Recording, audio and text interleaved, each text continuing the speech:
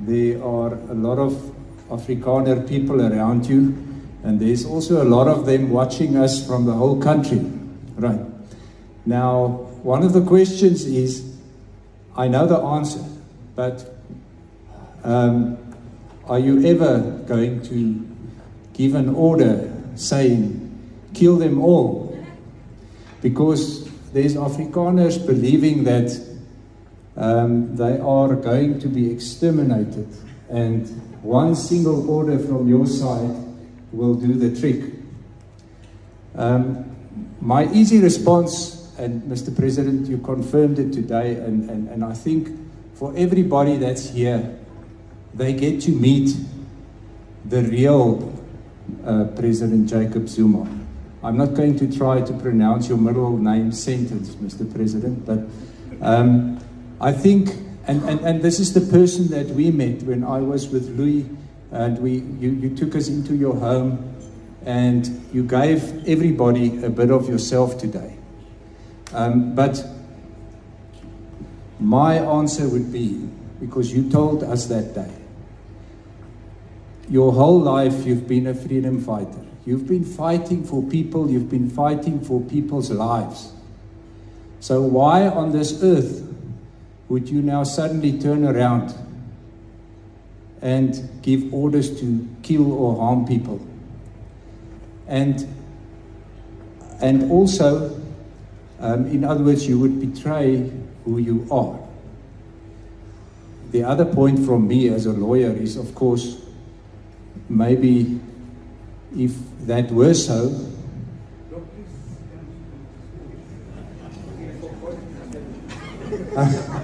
I'm sorry, Mr. President, is then, if that was so, you wouldn't have had the problem with the current president no more. So it would have been easy for you to resolve that problem. So, Mr. President, then what they also do, some of them, remember the Afrikaners are diverse. It's a wide spectrum, from the left to the far right, etc. They bring up the story of Piet Retief, and they say, be careful. Now that happened 180 years ago. I mean, we're now in 2024. And I'm of German descent. Imagine what they will be thinking if I come to power, what I will do. Because all of the stuff the Germans do. So, and I also know there's obviously two sides to the story of Piet Retief historically, which we should also take note of. But I think, and I know it may sound funny to put this to you, are you going to exterminate the Afrikaner people? Are you going to chase them into the sea? Or what is your intention with them, Mr. President? Thanks God you said you are a German. Because the Germans, oh, what they did to those guys there who are doing something others. No, the point I want to make really is that there is history that we went through, everybody. Not just between black and white, black and black. The man I was talking about here, Shaka, created a nation out of very, very tough kind of stuff.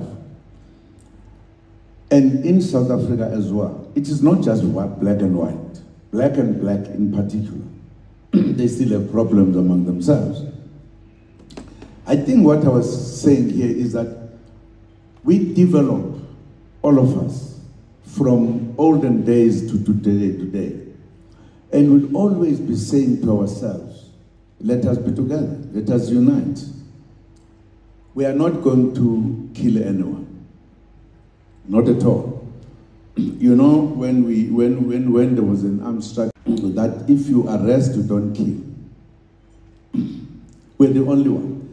That is why when we came back, we were, of all the liberation movements, they came back with no, what we call them, bimbis. We came back with them, which indicate how we were looking at the future, particularly under the leadership of Tambo. Tambo signed the Red Cross agreement that in the war, people will die, but if you arrest, you will not kill. And that is a policy we adopted. In fact, I can just tell you an interesting story. When we were here, Mandela asked the president of Zimbabwe, Mugabe, because he was saying, man, what do we do? What did you do with your informers? Mugabe said, informers? No. I mean, after freedom, he said, no, there were no informers. Why we were to do, what were we going to do with them? He says, no, but didn't you arrest some of the guys who were sent by the enemy? He says, oh, and then? He says, yes, we did. So what did you do with them? He said, no, by the time we came back, was there not a single one alive? So we had no problem how to handle them after freedom. We're the only ones who did so. That tells you the policies that we followed, that even other political, in relation, freedom fighters did not do. And I think that's the reason why perhaps I was chosen to come to start talks about talks and to bring South Africa where it was supposed to be. No killing. And even now, I feel that if we don't correct some of the things, it might lead to people saying, well, maybe let us fight again. That's why I'm saying we need to sit and talk and make our South Africa our country. I will never kill anyone. There will never be such episodes, which were there within blacks and blacks, white and whites, black and whites. We have passed that stage. We are at the stage where we can sit and talk and conclude our discussions and our agreements. So no one should fear me. Absolutely, I'm just a simple guy from Ghana, very simple. I grew up with the sticks fighting. So I know how to fight. But I believe you have no right to kill another person. It's not your person. That is why discussion, getting into agreement, is what we need to do for our country. Whoever will kill somebody else, he will see me. He will see me what type of a person I am. Because we have got no right to kill another human being when you don't want to be killed. You have a right to bring people together to discuss their problems and find solutions. I often say, in the olden days, we had no death sentence. Even Shaka, the most famous fellow.